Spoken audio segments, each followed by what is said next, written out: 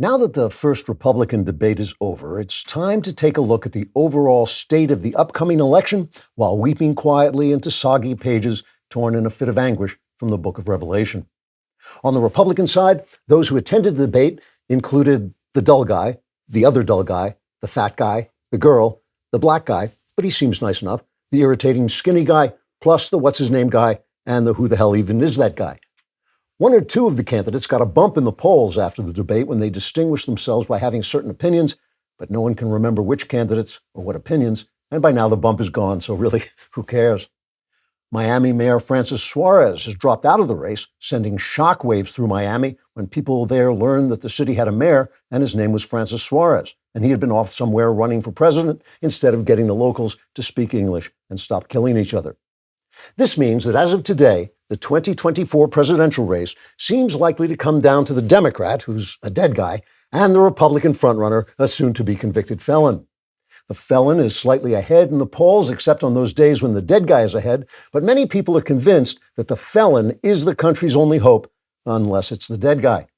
The news media, of course, heavily favors the dead guy and has gone to great lengths to prove to the public that he's not really dead, but only looks dead because he's so corrupt his soul is full of a moral emptiness that resembles death, sort of like Macbeth when he makes that tomorrow and tomorrow speech at the end of the play, except silently because obviously this guy is dead. In order to prove that the dead guy is not really a dead guy, reporters at USA Today were pulled off their usual beat of drawing colorful pie charts for blithering idiots and were assigned instead to study pictures of the dead guy for signs of life. To do this, they enlarged the pictures of the dead guy until it finally became clear that he was not, in fact, a corpse, but merely a vague haze of pixels designed to obscure the conspiring cabal of leftist authoritarians standing behind him and working day and night to destroy every last American freedom in order to change the climate to one of Depression-era levels of total misery. However, in the event the dead guy turns out to actually be dead, his party will need someone else to beat the felon, and will have to choose between the vice president, who spends most of her time reading colorful USA Today pie charts, and the obviously sinister guy who would have to run on his record of turning California from a paradise into something like a Portishead, only without the amenities. As for the felon, he continues to travel the country baiting and insulting federal prosecutors and judges because he feels that's the legal strategy that works so well for John Dillinger. Other than that, the felon continues to run on his record, though not on his criminal record, but on the record where he kept employment high, prices low, cut regulations and taxes, wiped out ISIS, brought peace to the Middle East, and didn't start any new wars. Although apparently some people think that is his criminal record, but they're already voting for the dead guy. So it seems the American people have a tough decision before them, whether to repeatedly hit themselves in the face with a brick until everything seems fine, or to dress up as a woman and catch a plane to Amsterdam in time to become only the second Miss Netherlands to have a penis, unless you hang out in the red light district, where that's actually pretty common. You might also try escaping to Hungary, where low immigration and Christianity-based governance has turned the place into a crime-free wonderland, or to Uganda, where they put homosexual pedophiles to death, making it virtually impossible to form a teachers' union. Trigger warning. I'm Andrew Klavan, and this is The Andrew Klavan Show.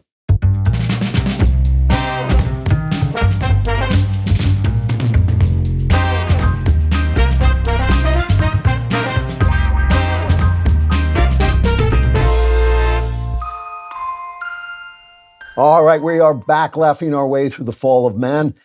Please, this is the time to pre-order House of Love and Death, the third entry, and I think just as good as any of them are going to get in the Cameron Winter series. I think it's really one of my best. It's been called a blisteringly good mystery by the Publishers Weekly pre-publication review. And it's the story of a man trying in a world that's coming apart to be a good man in that world. And I think that's some of the stuff we're talking about here as well. I think you'll like it. Please pre-order it. It really helps. People that keep asking me, is it okay if they pre-order on Kindle and on Audible? I don't think you can get the Audible yet. That usually only comes out at publication, but order it any way you can. It's all helpful.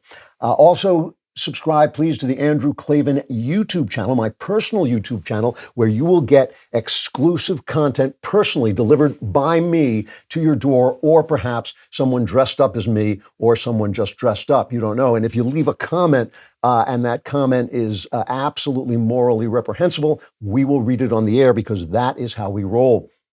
Today's comment is from Multi-Bears fan 54. You have a weird visceral prejudice, he says, against marijuana. It ignores facts entirely. More people die from alcohol. More people are addicted to alcohol. Alcoholism is also proven to be harder to overcome. Marijuana is used by over 50 million hardworking Americans. The way you treat liquor with kids' gloves while acting like pot smoking kills people is actually a little disgusting. Ben's take, however, I may disagree, is respectable. He seems to be completely against any intoxication, which, like I said, is very fair and consistent. Believe me, I agree with you on most things, but man, that drink that you like to have every now and again, why can't mine be marijuana? Why can't my intoxication, which is significantly safer, be okay to use? It's absurd on its face. Yeah, the two things that people will defend more strongly and more ferociously than anything else are their addictions and their fears. Two things that people will not let you take away from them. Don't take away my addiction and don't take away my terror. What you're saying is simply not true. You can have, it's partially true. I shouldn't say that. People, look, if you're addicted to alcohol, you shouldn't touch it. If you get drunk, that's a sin. You shouldn't do it. It's bad for you. But if you have a drink now and again, you are not getting intoxicated. Whereas nowadays, dope is so strong that you really can't smoke it without getting stoned. And that is a problem. I mean, if every time you had a drink, you got drunk, I would say, well, yeah, they're the same thing, but it's just not true. And the second thing that's not true is most people who are smoking dope are smoking a lot more of it than they admit to themselves, and not smoking it now and again the way I have a drink. They're smoking it every day. They're smoking it all the time. They're smoking it during the day. And I don't care how hardworking you are. It's bad for you. It's bad to be intoxicated. That's a bad thing. Ben is right about that. But you can have a drink without getting intoxicated, where really today you can't smoke the dope. And it is lousy for your brain. You do not want to lose those IQ points, and you don't want to instill mental illness, which it does. I'm sorry, I can't agree with you on this. I think that dope is worse unless you're abusing alcohol. Then any abuse of any substance is bad. Let us get from there into today's episode, which is actually kind of a smooth segue: how to outsmart the stupid. I've been thinking a lot this week about one of my least favorite modern authors, David Foster Wallace. He's the guy who wrote the book Infinite Jest, which I think should have been called Interminable Jest. Had about 130 good pages in it, but just it's a massive, like over 1,000-page tome. Anyway, Wallace was an intelligent guy and a very good writer when he was good. And he once gave a speech, a graduation speech, I think it was, where he told an excellent story. And that's the story I want to tell today, which is very quick. It's a little joke. Two young fish are swimming along when they pass an old fish. And the old fish says to them, "Morning, boys, how's the water?" And the two young fish keep swimming for a while. Then one turns to the other and says, "What the hell is water?" This is a reference to an old Chinese expression: the fish can't see the water he's swimming in unless he jumps. You can't tell your environment because you're surrounded by your environment. And these last few weeks, I've been talking about the all but utter collapse and corruption of our institutions and how this puts a responsibility on us to live out the idea of America in our personal lives in order to keep it alive. That's a Christian-based idea. It's based on Christian values as seen through the lens of the Enlightenment. That includes the sacrosanct nature of the individual, his equality only in the sense, individuals are only equal in the sense that they are equally have the right to have a say in who governs them. That is their equality. They have rights given to them by nature's God. And as detailed in Thomas West's book, The Political Theory of the American Founding, there are responsibilities that come attached to those rights, the responsibility to act morally in terms of private as well as public behavior. So those are all things that if you're not doing them and you're screaming at the television set and you're shaking your fist at the institutions, you're not doing anything. You're not accomplishing anything. People keep asking me, what if we rebel? Rebellion, A, almost never works, but B, usually makes things worse. However, if you live out the idea of America in yourself, the change will be remarkable. In order to do that, you have to recover those values inside yourselves. And in order to do that, you have to extricate yourself from the sea of stupid and evil that we're swimming in right now. And that way we can become what God made us to be, which is our best selves, or in this case, our American selves. And in order to do that, you have to see the water that we're swimming in and understand it and understand how it affects you. And I'm talking obviously about the cultural and political atmosphere in which we're living right now. So being an old fish, I thought today I would try to jump out of the water and take a look. Getting a good night's sleep is essential for your physical, mental, and emotional well-being. You don't want to be like me. That's why you need to check out Helix Mattress. Helix has harnessed years of extensive mattress expertise to bring their customers a truly elevated sleep experience, or in my case, a staying awake experience. They just launched their new Helix Elite. The Helix Elite collection includes 6 different mattress models, each tailored for specific sleep positions and firmness preferences. Helix provides tailored mattresses based on your unique sleep preferences, such as if you're a hot sleeper, a side sleeper, or like me, a non-sleeper. I've had my Helix for years. I love it, and I get to spend a lot of time in it wide awake. If you have been on the fence about getting a Helix mattress, they even have a sleep quiz that matches your body type and sleep preferences to the perfect mattress, because why would you buy a mattress made for someone else?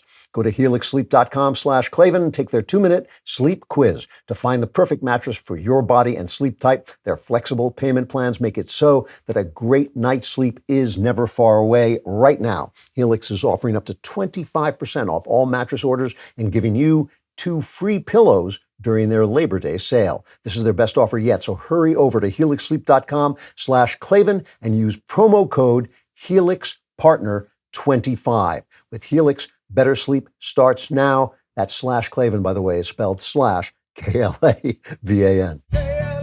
KLAVAN, there are no E's in Klavan.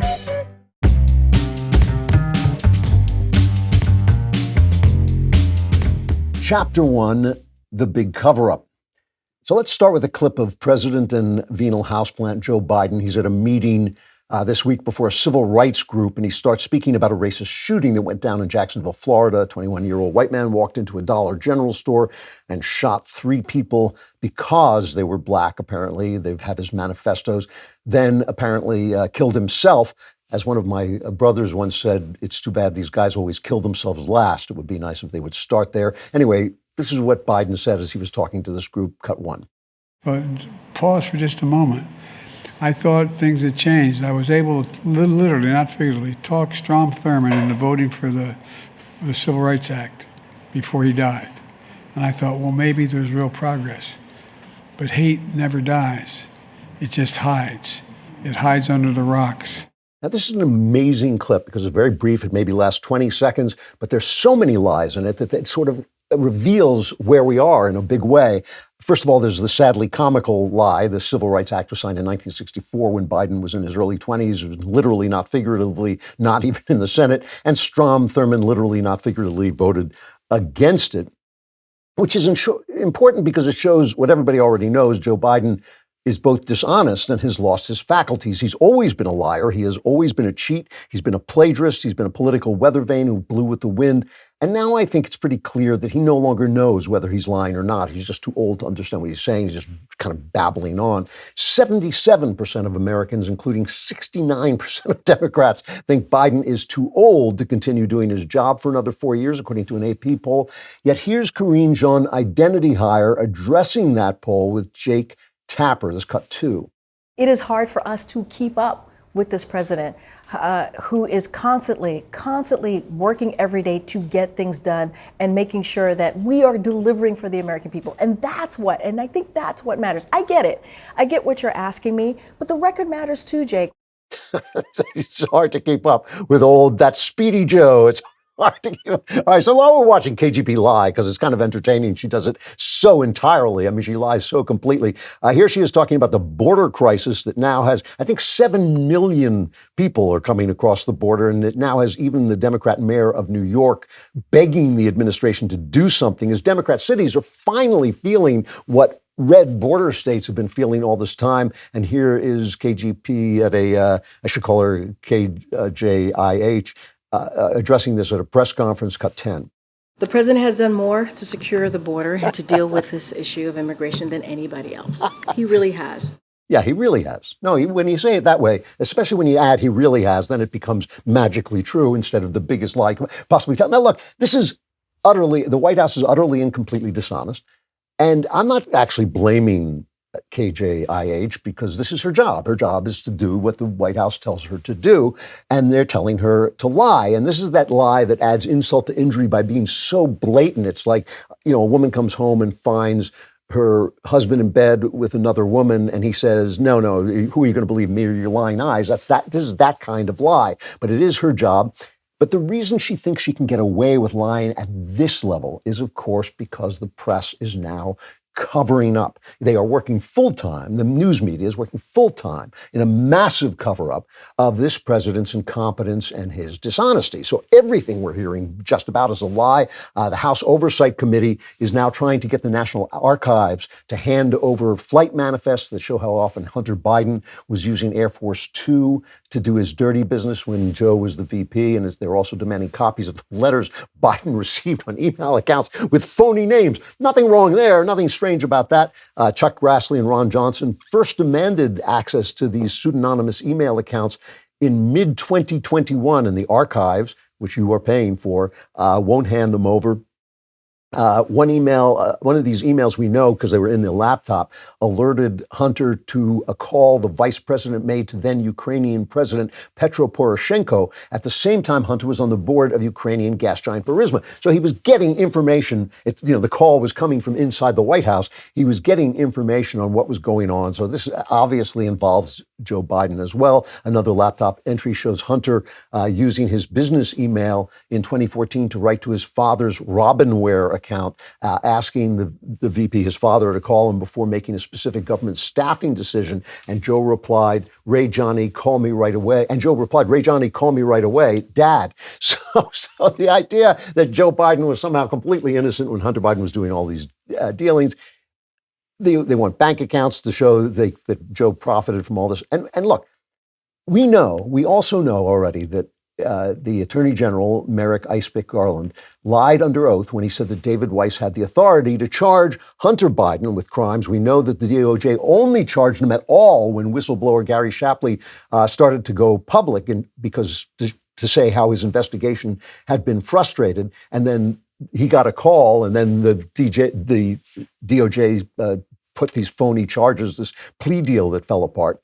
The New York Times, a former newspaper, even they are reporting on this, but much of the press keeps denying it. So here's the story that I just want to tell about this. The Washington Post, famous for Watergate, right, is defending the reporter of their columnist, Philip Bump, who was called out by law professor Jonathan Turley because he refuses to admit that the anti-Trump, pro-Biden stories that Philip Bump has been writing have all been disproved. He refuses to admit it. He just keeps going on saying there was Russian collusion between Trump and the Russians during the election, that the laptop was Russian misinformation, or as he keeps saying, well, they didn't say it was Russian information. They said it had all the earmarks of Russian information. You know what they were doing. It was a scam. It was a scam being run by people who are professionally scammers, namely the CIA. These were all ex-CIA officials, and that Biden is clearly involved with Hunter's influence peddling. So I got to show you, this clip is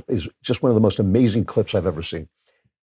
The Washington Post wrote to Jonathan Turley to say that we stand by Philip Bump's dishonest reporting. Yes, it's dishonest, but we stand by it, okay? You got to listen to this clip. Bump goes on with Noam Dworman, who runs a comedy club, and he's a Democrat, but he's a moderate, and he believes in honesty. He believes in telling the truth, right? So he's from another generation. I think he's 150 years old. So he goes on, and Dworman they're on for an hour. And during this hour, Philip Bump keeps trying to talk his way out of Joe Biden's complicity in Hunter Biden's corruption, which is now, you can't say it's proved, but it's now very, very apparent. Then finally, they get to the end of this interview, and Bump is wearing down a little bit. And if you can see it, if you're watching, not just listening, you can see his eyes. He looks like a rat caught in a trap. And Dworman starts to talk about him, about the fact that Biden's daughter said she had to pay Dad 50% of her income. Here's this exchange. It's amazing. Cut 9.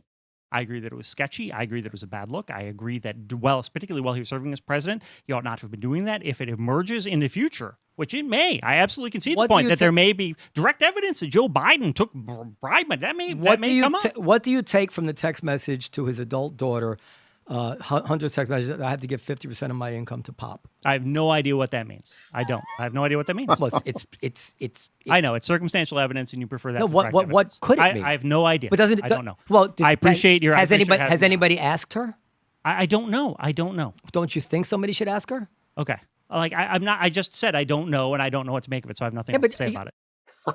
Remember the scene in All the President's Men when Woodward and Bernstein are in the library and they're carefully going through each, clip of who took out a book, trying to find the right guy who took proof that did he call her? No, I have no idea what that means. I have no idea, and I didn't call. And why would I call? That's getting information, and I work for the Washington Post. We don't do that. We don't get information. We don't call people when there's, proof, evidence that someone was paying off the vice president of the United States, who's now the president of the United States. No. Why would we do that? The Washington Post and Karine Jean Identity Hire are obviously in the same business. So is NBC, so is CNN, so of course is MSNBC, which is the same thing. Every outlet that called every Trump exaggeration a lie, but won't call anything that Biden says a lie, they are all covering things up. And there's something, an even more important lie in that clip of Biden that I opened with, the clip where he says, I thought we'd made a change, but hate just hides under a rock. Are you going to tell me that there has been no change in race relations in the United States since 1964? Yes, they are going to tell you that. The New York Times sells it all the time. This is the idea that it's all just under the rock. It hasn't changed a bit. Yeah, you elected the only white majority country that's ever elected a black president twice in a row. Never mind that. Things haven't changed at all. Listen, I was there in the 1960s. Things have changed entirely. It has been an entire revolution. And obviously, there's nothing that can change the past, and there's shameful, terrible things in the past. This Jacksonville shooting was awful. It's awful that a guy goes in and shoots people because of the color of their skin. It's a sin against the image of God. But it's not exemplary. It's not happening all the time. It is not the state of play in America.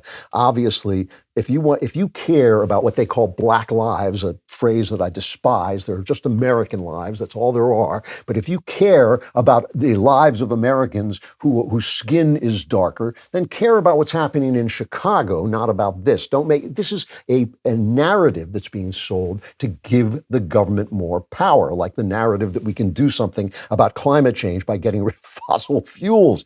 White supremacy is not the major threat facing this country. The leader of the Proud Boys, who was at January 6th, just got sentenced to 17 years in prison because he tore down a fence, and the judge said this was an act of terrorism. And that was half of what the government was asking for. The government was asking for 33 years in prison. Now, I'm sorry, I do not make excuses for the rank stupidity of charging into the Capitol building on January 6th. I don't care what anybody said. I don't care what Ray Epps did. I don't care what the police did. That was a stupid thing to do. And the way they rampaged through the Capitol of the United States of America was not a good thing. And I don't think Trump's behavior was good either, as I've said a million times. But the judge who sentenced this guy was a Trump judge. He's a conservative judge. However, two lawyers who firebombed the police car during the violent riots over George Floyd's death in New York they got just a little over a year, 12 months, I think, and 14 months. The guy who burned down a police precinct in Minneapolis got 4 years. The narrative is that these Proud Boys are a major threat because they're part of white supremacy. White supremacy is the major threat in America. Never mind the fact that no white supremacist group can gather more than 10 people at any given moment. They've completely been destroyed and gone underground. And the Proud Boys are not a white supremacist group. There were blacks among the Proud Boys. They were just a group of men. They wanted to have a boys' club. So the reason this is happening, the reason we're being told that white supremacy is a threat is because conservatives who they can connect to white supremacy, because the very, very far right has that involved in it, they're a threat to this oppressive, corrupt government. They are the ones who are saying we hate the government. Conservatives are the one who want to keep government small. We are a threat to them. It wasn't a threat to them when they burned down New York. It wasn't a threat to them when they burned down Minneapolis. It wasn't a threat to them when they burned down Kenosha. That's a tool. That's a tool for extending this narrative. So the violence doesn't count. The violence only counts when it's against them, even if it's the mere tearing down of a fence. Then that's 17 years in prison, which is absurd. That's the difference. So everything we're seeing from the White House, from the media, is corruption and lies to protect power, which brings me to our next chapter. You know, when I look in the mirror, I don't see anything because I'm a creature of the night. But when you look in the mirror, you may see some dark spots, and they are not going away on their own. If you're looking for a way to remove them, you need to check out Genucel's Dark Spot Corrector. The Dark Spot Corrector has not one, but 3 cutting-edge ingredients and goes to work fast on sunspots, dark spots, liver spots, and even old discoloration both on your face and hands. You'll be amazed at how quickly you see results. You can now enjoy the last of that summer sun and end of summer barbecues without embarrassing spots. With Genucel, you'll see the results or your money back. No questions asked. Go to Genucel.com/Klavan right now. Get your dark spot corrector with the new Genucel Most Popular package and say goodbye to those pesky spots tomorrow. They're offering free shipping, free returns, and the best luxury skincare you've ever used, all at 70% off. All orders will also include a mystery luxury gift while supplies last. Go to Genucel.com/Klavan, and don't forget to spell Klavan without any E's. There are no E's in Klavan. I just make it look this easy. There are no E's in Klavan.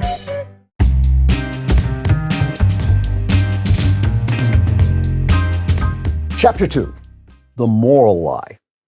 Now, this is almost always true. When you have widespread corruption and lies to protect power, they're based on underpinning lies, moral lies.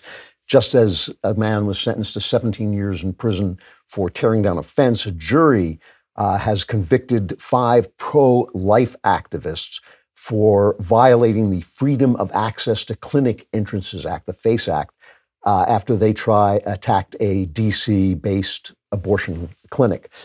They were found guilty, and they're facing over a decade in prison. Now, they haven't been sentenced yet, but they're facing over a decade in prison. And what's interesting to me about this is that 2 of the defendants said that they were inspired by a documentary put out by Live Action called Inhuman: Undercover in America's Late-Term Abortion Industry, where in this clinic that they attacked, and they did attack it, they did try to prevent access to it. This video from Live Action is 10 years old, but it showed a guy who ran the clinic saying, look, we're going to give you a late-term abortion, and even if the child happens to be born before we can kill it, we'll just let it die. And so that was kind of the thing that inspired them to take this action. And the judge, obviously a pro-abortion woman, wouldn't let the video be played, even though it was key to the defense. It was what they were saying, why they went in, and she called it propaganda and said it was edited, which means, as we know, that she knows it's evil, but she wants that to be hidden because she knows it's evil, but she wants it to happen anyway. That is why people silence you. That is why YouTube silences people who say that men can't become women, because they know it's true, but they want it to happen anyway. That is why people silence you. That is why censors always feel like good guys in their moment and always are bad guys when people look back on it, because the truth will out. So this is important, right? It's not that they don't know. People don't know when they're doing evil. It's that they want the evil done because it in this case, they want to have abortions because it frees people to have hedonistic sex. It makes women, it puts women on a par with men at being able to have sex without having consequences. That is what abortion is for. That's the only thing that it's for. It's almost never for the health of the mother. It's almost, that story that was told back in the day when people said, well, we have to save the baby, even if it means the death of the mother, that story made a dramatic story. But that almost never happens today. It is almost a non-existent thing. Abortions are had so that people can have sex without consequences and sex without meaning. Sex without consequences, sex without morality, sex without meaning is inhuman sex. It's animal sex. When you take the humanity out of human action, you end up doing terrible, terrible things because we are humans. We are in a moral web. We are in a moral order that we are responsible for attending to. And the same is true with this idea of so-called quote unquote book banning. We keep hearing about this. The left keeps saying this. They keep talking about our evil book banners on the right. They're banning the history of race relations. They're banning don't say gay. That's what they call the bill in Florida that keeps teachers from indoctrinating students about sex until they're 8 years old. That's don't say gay. Here's Biden talking about this while we're at it. Here's cut 3. Let's stand with teachers and educators against politicians who are trying to score political points by banning books. Did you all ever think you'd be in a situation in the United States of America? We're talking about banning books and the people deciding what books to ban? Come on. That's not who we are. All right. So here's a guy, a father, a dad, stands up in Indian River County, Florida, the school board there, and starts to read one of the books that they want taken out of the library there for young children. This is cut 4. Now on the topic of these pornographic books that you keep calling these point of contacts on as it relates to whether they should be read or not. 13 Reasons Why by Jay Asher, currently in Storm Grove Middle School and Freshman Learning Center, page 265. As if letting him finger me was going to cure all my problems, Sir, I'll stop but you in there. the end, Sir, I will never stop told you you to there, get away. and then you we will didn't. continue. You stopped Do rubbing not look at circles that. I'm on my going to stop you stomach. there, please. Instead, you rubbed Would you back cut and the microphone, forth, please? gently along my Cut the waist. microphone. Your pinky made its way under the top of my please. panties Sir, and rolled stop back it. and forth You don't from stop, hip I'll to ask hip. you to leave. Thank you. He doesn't need a microphone. Yes, sir, I asked you to stop. Yeah, I asked you to stop because it's so filthy, adults can't listen to it.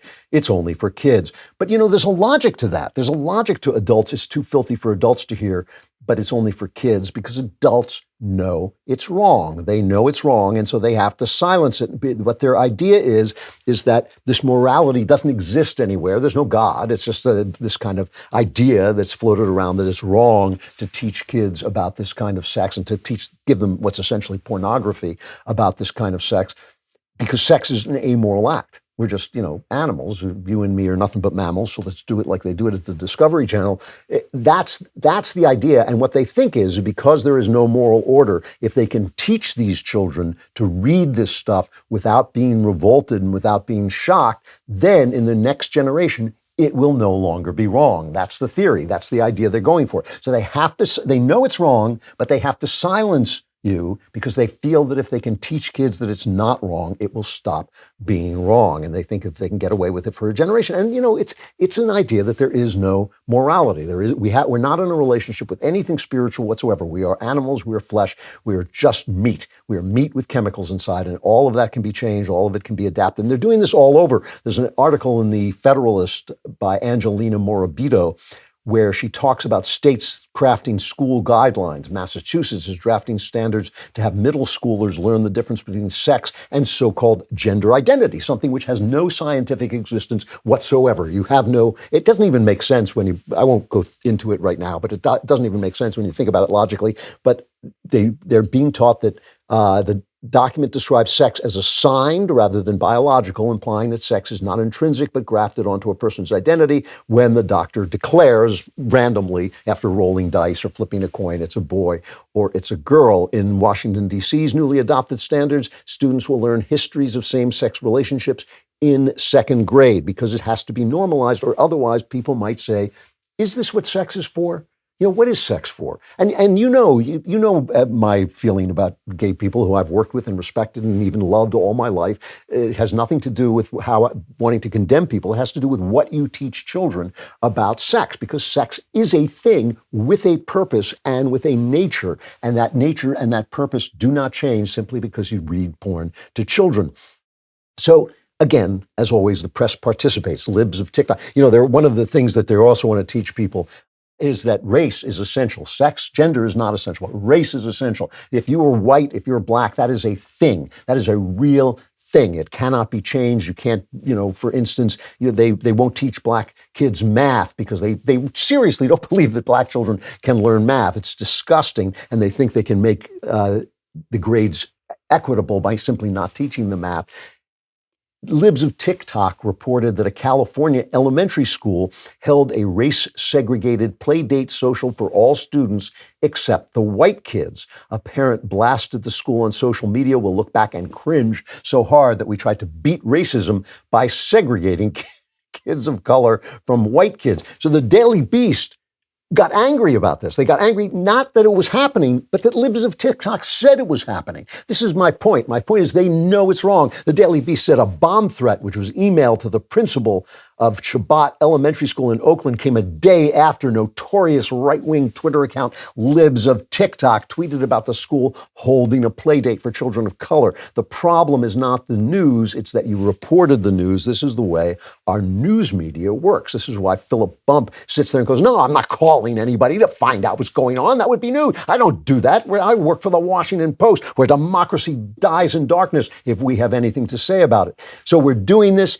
and we're ashamed, and we know it's wrong, but if we silence you, it will be okay. So their morals are wrong because their idea of human life is wrong. It's inhuman. They know it. Their conscience tells them. But this is part of this idea. I'll talk about this a little bit more in the member block, about the idea that the conscience is itself mutable. The conscience is itself just a kind of function of the brain. It has nothing to do with our moral sense. It's the only sense. The moral sense is the only sense that the left thinks doesn't exist. They think there's such a thing as light when we see light. So we see light as we see light. We don't see light as God sees light, but we see it with our eyes, and that's why we have eyes. We have ears to hear with. We have a mouth to talk with. But our moral sense is just kind of inventing stuff out of nowhere. It's not that we're perceiving something. We're just there. Error, immorality, and cover-up in the hope that evil can become good is so reminiscent of a line in the Bible in the New Testament that God is light, and in God there's no darkness at all. And if we say we have fellowship with him while we walk in darkness, we lie and do not practice the truth. That's the water we're swimming in. That's the water we're swimming in. That if you do not believe in a spiritual order, you don't believe in a moral order, your morality is completely mutable, your morality is completely accidental, and you are going to walk in darkness. And the young fish don't even know that they're in that water, they're in that dark water, because they don't even know what water is. Only the old fish can see it, and that's why they want to silence the old fish so they can teach the young to go blind.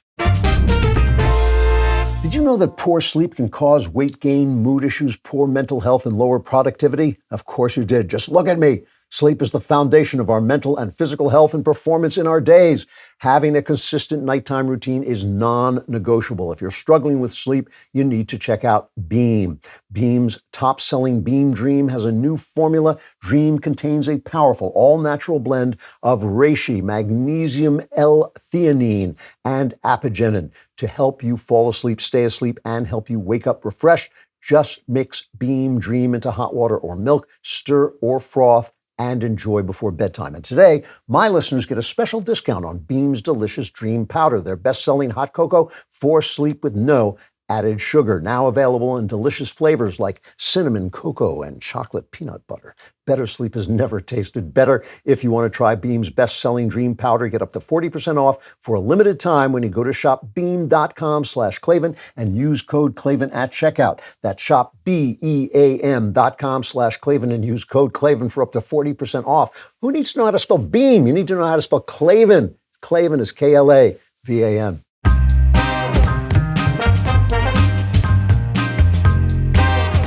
All right, Chapter 3, When Evil Meets Stupid. So I want to share with you two reactions to our present moment, as I've just described it to you: immorality based on lies, lies based on corruption, lies meant to protect the power of the corrupt. Here are two reactions to it. The first is Tucker Carlson talking to Adam Carolla, and Carolla asked Tucker if the left will allow Trump to be president, which is really a lot of assumptions built into that the left has power to disallow him to be president, that we are helpless to stop them. A lot of assumptions, but this is Tucker's reaction, cut 6. They protested him. They called him names. He won anyway. They impeached him twice on ridiculous pretenses. They fabricated a lot about what happened on January 6th in order to impeach him again. It didn't work. He came back. Then they indicted him. It didn't work. He became more popular. Then they indicted him 3 more times, and every single time his popularity rose. So if you begin with criticism, then you go to protest, then you go to impeachment, now you go to indictment, and none of them work, what's next? I mean, graph it out, man. We're speeding toward assassination, obviously. Speeding toward assassination, obviously. It's obvious to Tucker that we're doing. And remember, this is the future. So we don't know whether Tucker's right or not. I'm just putting it forward. I'm going to put forward 2 visions of the future. But I want to remind you that if he's not assassinated, no one will remember that Tucker said he would be, right? Except for me. People say disasters will happen. This is going to be the war. The war is coming. The left does it all the time. The right does it sometimes too. This catastrophizing, where we say these terrible things are going to happen, and then when they don't happen, they just move on to the next disaster prediction. But I'm not accusing Tucker of that. This is what everything else he said in that clip is true. Everything else he said about what has happened so far is true. Protests, impeachments, indictments, they couldn't touch him. It was all fake. It was all ridiculous. That is all true. And I've said Trump has not behaved well, but he's being treated vastly unfairly and vastly recklessly and unwisely. Even Trump, when people were shouting, lock him up, the minute he was elected, he said, we're not going to do that because it's too divisive, okay? So that's one take. The left is going to assassinate Trump, obviously. But here's another, Daniel Henninger of the Wall Street Journal. He had an interesting column this week called The Stupid Party versus the Evil Party. Those are terms former Wyoming Republican Senator Alan Simpson used to describe the Democrats, the evil party, and the Republicans, the stupid party, and I've always found that largely accurate. An overwhelming majority of the public, says Daniel Henninger, more than 60% doesn't want either Joe Biden or Donald Trump to run for president. We know this to be true. And therefore, Henninger says, it's not going to happen. He says the party that nominates someone other than these two will win the decisive votes of independents and the election. So his premise is this, that so many people do not want the election to be about Joe Biden and Donald Trump, that the first party that gets rid of one of those candidates is going to be the party that wins the election. Then he asks the following question. In that situation, which would you rather be, the stupid party or the evil party? In other words, he believes the Democrats will wait until Trump has locked down the nomination and then they'll get rid of Biden. And I have to tell you, that sounds a lot more likely to me than Trump being assassinated. That seems like a much more sound prediction. And again, it's the future, so I don't know, they don't know, but I'm just saying as a prediction, that sounds smart to me. The Democrat Party has poured millions of dollars into Trump-supported candidates who then went on to lose. They know. You think they don't know how we react to their treating him unfairly? You think that they don't know that these indictments are baloney? The people who are doing them know the DOJ is corrupt. We know the DOJ is corrupt from the way they handled the Hunter Biden investigation. So they know what they're doing and they know exactly how we're going to react. I don't think they want to kill Donald Trump. I think they would cry if Donald Trump died. The left has kind of convinced us that an expression of opinion is an act of force. If I say I believe that women would be happier if they focused on homemaking and motherhood before they started careers, some women have said to me, well, you're trying to keep us barefoot and pregnant. I'm not trying to keep you anything. I don't care what you do. I really don't. But I'm just saying what I think, which is I think you women in general would be happier if they did this thing that matters so much to them, and that's actually more important than almost any job you could. Really, not almost any job, than any job that you can do. And I've been really honest about how I'm seeing the field. And people keep saying I'm trying to convince them to vote for DeSantis. It's just not true. I've been honest when I told you that I thought DeSantis blew the debate, that I thought he looked kind of unsure of his own moral stances and Weasley, that he was hesitant, cagey, instead of being forthright. And we're so swamped by lies and deceit that forthrightness is very powerful. However, I also couldn't help noticing this dreadful Hurricane Idalia ripped through Florida, just really causing a lot of terrible, terrible damage. And in the midst of this, the guy's working 20-hour days. DeSantis goes back to Florida, stops all his political action, goes back to Florida, and Hannity had him on. Here's cut 7. We were ready for this, so we had search and rescue teams staged, National Guard. We had 5,500 National Guard. We had 1.2 million gallons of gasoline in the event of fuel shortages. We had over 30,000 linemen to restore power.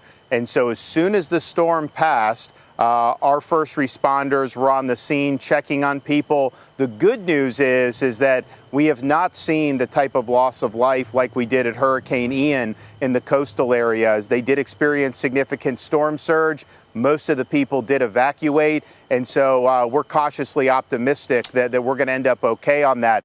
The reason you know he did a great job is because the press isn't reporting anything about it. They're reporting on Biden talking about the hurricane. They're not reporting on what he did. He's done this with Ian too. He's been he's been a terrific governor. I just play one more clip because I like it. This is him warning people about looting in these hard hit areas. Cut 8. People have a right to defend their property. This part of Florida, you got a lot of advocates and some proponents of the Second Amendment. And I've seen signs in different people's yards in the past after these disasters, and I would say it's probably here. You loot, we shoot. You never know what's behind that door. If you go break into somebody's house and you're trying to loot, these are people that are going to be able to defend themselves and their families. So I would not do it. We are going to hold you accountable from a law enforcement perspective at a minimum, and it could even be worse than that, depending on what's behind that door. DeSantis did a good job. He refused to go after Trump. He refused to even discuss Trump. He said, that's not what I'm thinking about right now. I'm thinking about doing my job. Trump, meanwhile, acted as Trump so often does. He acted gracelessly, small, selfishly, attacking DeSantis while these people's homes were being destroyed. It was just ugly, ugly, ugly behavior. I'm sorry. He does it all the time. It's one of the reasons I get so ticked off at him. He accused DeSantis of some stupid thing with a rate hike that had nothing to do with anything. So I can't help thinking about the fact that DeSantis looks bad to me in the media, and the media is telling us that he's not friendly, that he's not polite, but the media is deceitful and evil. And Trump looks good in the media because Trump is the media. Trump is a reality television star, and he knows exactly what people want to watch. All of this puts us in a horrible position. This is, again, I don't know the future either. I think DeSantis would be a better president than Trump. Trump is still surrounded by idiots. He is still surrounded by idiots, and that was the big problem with his administration. It wasn't his ideas. It wasn't his policies, which were great. It was the fact that he was surrounded by idiots, and when COVID hit, he surrendered to the idiots. He did. I think Trump is just far, far more likely to lose because he's so hated by independents. Just a fact, just the way it is.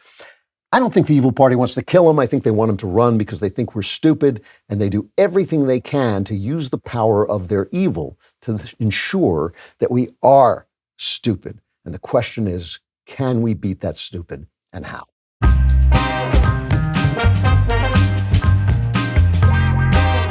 All right, final chapter, just because they're evil. And the rest of that sentence is just because they're evil doesn't make us smart. Now, I want to warn you before I begin that I am going to be using the J word. I am going to be talking about Jesus Christ here a little bit, because I think when we're talking about this sea of corruption, misinformation, ignorance, and immorality, we have to have at least a standard by which we recognize which direction to go into. I know many of you, burst into flame the minute I mention Christ, and all I would say is just keep a fire extinguisher nearby, and put yourself out if you want to, or just make some marshmallows, some s'mores. See, the thing is, I think that this world that we're living in, where there's so much corruption, so much disinformation and misinformation, so much ignorance and morality, I think this is normal. I think that this is what human life has been like always, all the time. It doesn't mean there aren't good times and bad times. It means that evil always goes somewhere. So when you remember the story that I started with, how's the water? What the hell is water? The water is tragedy, wickedness, sin. The water is the fallen world. It is the world as it is. And because this is the way the world is, good guys don't always win. Victory belongs sometimes to the worst people. I mean, if you just look at the people who run countries, how many of them are people that you really admire? You may admire the way they run the country. Some of them, from now and again, you get somebody who's really an admirable person, but it's very, very rare in history. And when you look at the lists of presidents, very few of them were great men. Very few kings were great men. That's just not the way things work. It's the fact is, if you play the game wickedly, you can win because that's the way the world works. If you cheat, you can make more money. If you abuse women, you'll get more sex, and you can control women if you manipulate them. If you intimidate and bamboozle people, you can succeed in business. All those books that tell you, oh, seat the guy in a lower chair than yours because it'll make him feel inferior. Well, that's a crap thing to do, but maybe it works. Honesty doesn't always pay. Sometimes honesty costs you, as we all know. Good people even suffer internally sometimes because they hold themselves to a higher account. I always say when I'm lying awake, worried because I said something that might have been interpreted as nasty to someone, that somewhere a serial killer is sleeping like a baby. None of this is cynicism. This is scripture. This is the way that the Gospels teach us to think about the world. The best man who ever lived, the incarnate image of God, the author of all good, was nailed to a cross and died there in agony, and everybody in the society contributed. The priests demanded it, the people called for it, the authorities washed their hands of it and sat back and let it happen. Even the friends of Christ ran for their lives, and that is the world we work in. And St. Paul said this. He said, St. Paul, none of the people in the Gospels has ever said, go out there and make the world a better place. St. Paul said the God of this world, by which he meant Satan, the God of this world, blinds the minds of those who don't believe in God. And if you look around, that, I think, is what we're seeing. Nobody can really defend abortion. A child in the womb is a human being, and you're killing a human being for your own convenience and for your own pleasure. That is what abortion is. Almost 100% of the time, that is what abortion is. It's you killing a human being because you couldn't take the time to say no, because you couldn't take the time to say, you know what, I can't afford a new child right now, so maybe we won't have sex, or maybe we'll have protected sex, or maybe we'll solve that problem somehow. And instead, you have the sex, you have the baby, and you kill it. That's what it is, right? And there's no getting around that. It's just we're trying to teach ourselves that that's okay. And since we do it in this country over 800,000 times a year, we're pretty successful at convincing ourselves that the evil is good. If you look around, the people are doing all these things, and this is the water that we're swimming in. They're convincing themselves that evil is good and good is evil. Jesus never said, go forth and make the world a better place. What he said is, the world will give you trouble. In this world, you will have trouble. But I, he said, have overcome the world. So what did he mean by that? This crucified guy, how did he overcome the world? I think he meant that life is like this. Life sucks. But then I don't think he meant life sucks and then you go to heaven. I don't think that was what he was saying. And the reason I don't think so is because he said the kingdom of heaven is not something you see. The kingdom of heaven is already within you. So I think what he meant is, I know what the world is, but I have overcome it within myself by surrendering to God, and through me, you can begin to do the same thing. So to take a look at some of the things, we always talk about the Gospels in terms of morality, and what we mean by morality is what other people should be doing, because we're already doing it. If we are happily married, we want to yell at people who aren't happily married, or if we're, if we're supporting ourselves, we want to yell at people who are out of work and so forth. But let's take a look at some of the things that Jesus said. I'm going to begin with your favorite. I know your favorite is judge not lest you be judged. I never hear that anybody who says, no, we should judge people. I know everybody just loves judge not. But I think that what he's saying there is that he's not talking to the other guy. He knows what the other guy is doing. He's not talking to the gay guy. He's talking to you, the straight guy. He's not talking to the deviant. He's talking to the normal person. He's talking to you, and he's telling you how to live, and he's not really worried what you think about how other people live, because he's got that covered. That's his department. And that doesn't mean you don't stop crime. It simply means that worrying about other people's morality is not what you are assigned to do. He says, blessed are the poor in spirit, and that means the humble in spirit. That doesn't mean people who haven't got a lot of spirit. It means people who are humble in spirit. And he talks about a Pharisee, a holy man, who goes up into the temple and he says, thank you, God, that I'm not like other people, like cheaters and sinners and adulterers. Maybe he would have added gay people. Now, not like that tax collector who's standing over there, which was one of the lowest things you could be. And he would say, he says, I fast twice a week and I give you, a tenth of my income. The tax collector, who's also gay, by the way, the gay tax collector, standing over there saying something different. He's beating his chest and saying, God, be merciful to me because I'm a sinner. And Jesus says, that's the man who's justified in front of God. He's poor in spirit, and blessed are those who mourn, for they will be comforted. And by mourning, he doesn't mean walk around being sorrowful because he wants us to have joy. He said, I'm telling you these things so the joy I have will be in you. But the more you realize what you are, the more you realize that you are in this water of sin, that you are part of this, and you turn away from that, the darker the world seems. This is a funny thing about Christianity. The deeper your Christianity becomes, the more dark the world around you seems. That's why I don't like these movies in which everybody's happy because they found God and everything's fine because they found God. Nothing is fine after you find God. After you turn your back on the way of the world, after you turn your back on what everybody thinks is the right thing to do and start doing the right thing, the world looks like a very dark place. It looks like a place where people kill babies, where they just make an appointment, can call a doctor who's pledged to do no harm and said, kill my baby, and the guy will do that for you. That's the world that we live in. That's a very dark place. And yet, the darker the world seems, the more at peace you are within yourself because you know that you have left that water. You're swimming out away from that water.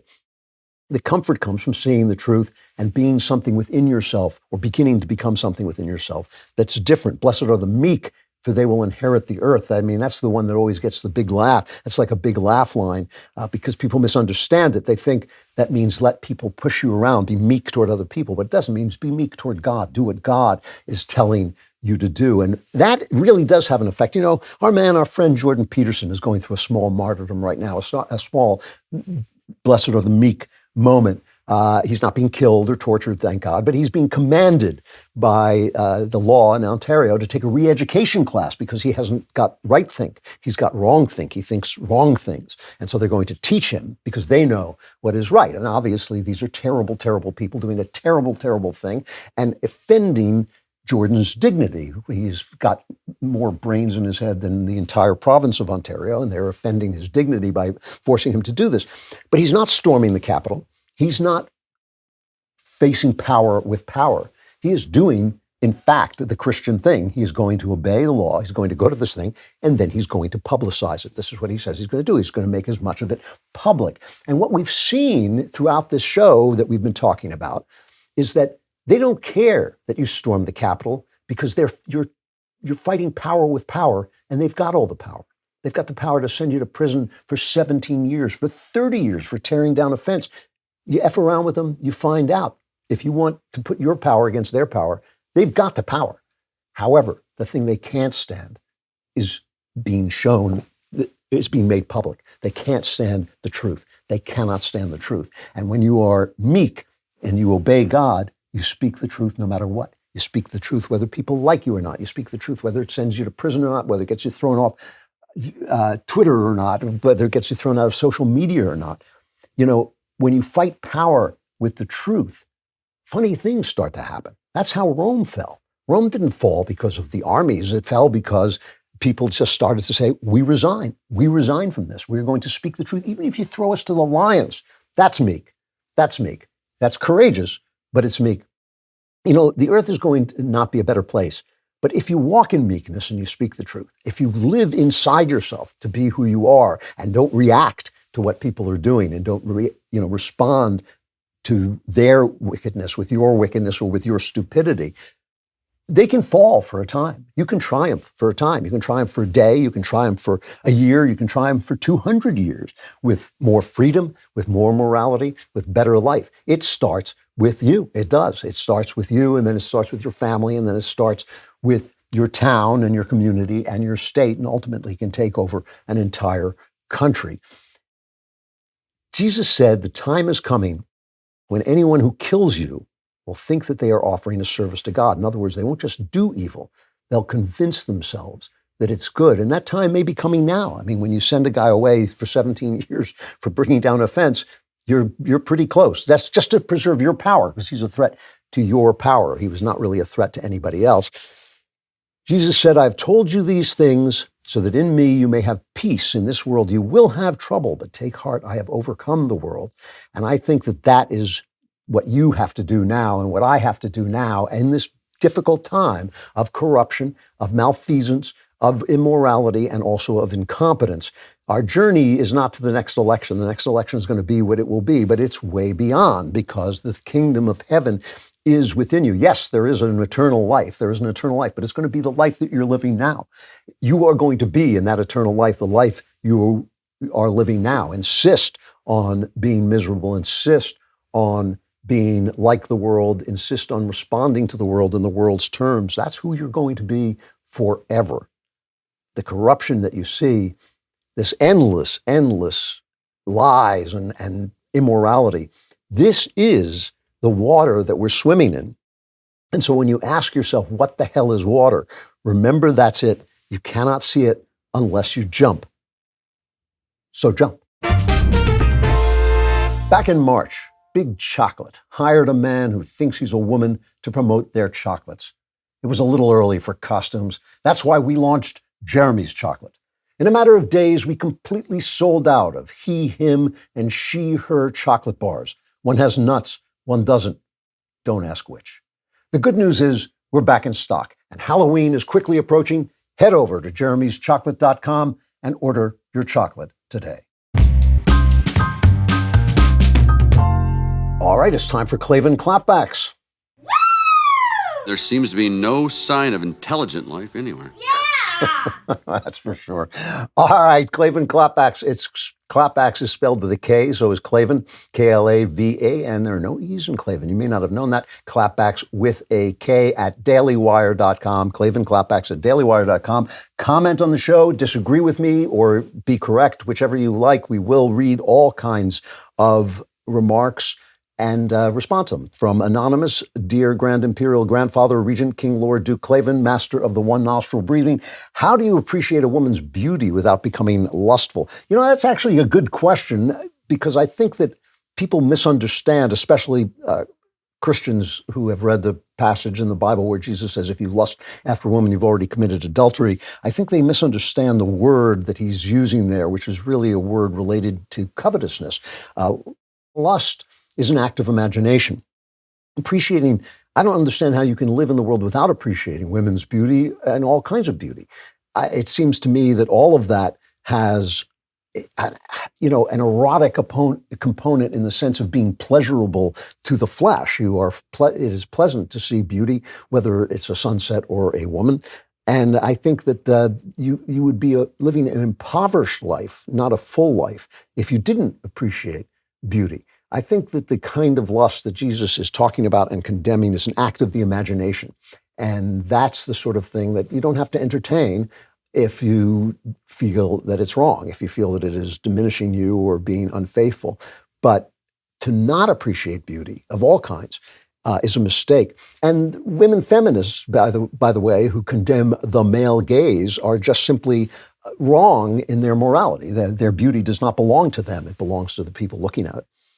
From Matt, Dear Drew, they're going to love that one. Forgive the familiarity, but I feel like I know you, my 7 children, and I love you and appreciate your thoughtful, religious, worldly, artistic analysis of things that matter and of things as they really are. You also make us laugh, for which we're deeply grateful. Today you said something that resonated deeply. Many of our current political leaders are more fascist than they are socialist. My question is, how do you define fascism? Well, fascism is basically an impenetrable state, a state that can't be denied. You can't refuse to do what the state says. You can't criticize the state. And it's usually topped by a single person, a dictator. The point I was making is that in such a place, the state does not take over the means of production. It takes over the means of corruption, but not the means of production. But it forces companies to do what it says. So the state is all powerful. So your company, if it says to your company, you have to produce cars that run off electricity, even if that's not the best thing, and even if that's not what people want, then that's what they have to do. Whereas a socialist state does something different, which is that it takes over the means of production and says, oh, now the people own it. But of course, that the people are an imaginary construct. The state is all there as well. That's why socialism and fascism are so hard to tell apart, because they're basically the same thing. From hey, Andrew, I just finished Strange Habit of Mind and already have the new one on order. Love the books. I'm glad to hear it. And I hope others will pre-order The House of Love and Death. I was a bit baffled by your response to the awkward moment DeSantis had in the debate. You seem to be reading a whole lot more into that. I'm not sure why. DeSantis made it clear that he was completely annoyed with the whole idea of raise your hand. You also seem to be uptight about how he deflected from the BS on January 6th and Mike Pence to the overall battle with the deep state. What difference does it make what anybody on that stage thinks of what Pence did? I can't agree with you there. In fact, I don't agree with that whole way of thinking that you'd like DeSantis. I like DeSantis too, and therefore he can't have done anything wrong. Of course he should respond to whether Mike Pence did the right thing or not. He didn't do it because he knows that MAGA people think that Mike Pence was a traitor. I think that Mike Pence did one of the most important things that could be done in that moment. He did the right thing.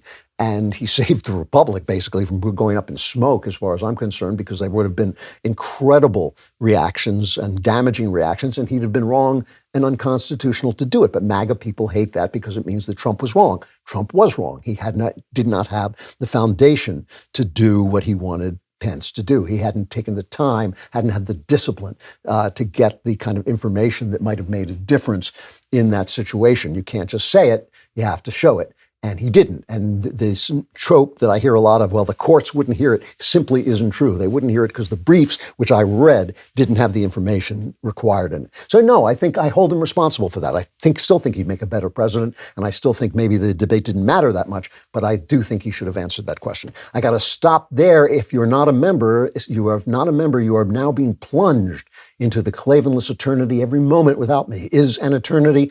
But you can become a member today. So there you're saved. Go to dailywire.com/subscribe, dailywire.com/subscribe. Use code Klavan at checkout for 2 months free on all annual plans. And then, like members, you can come on over to the member block.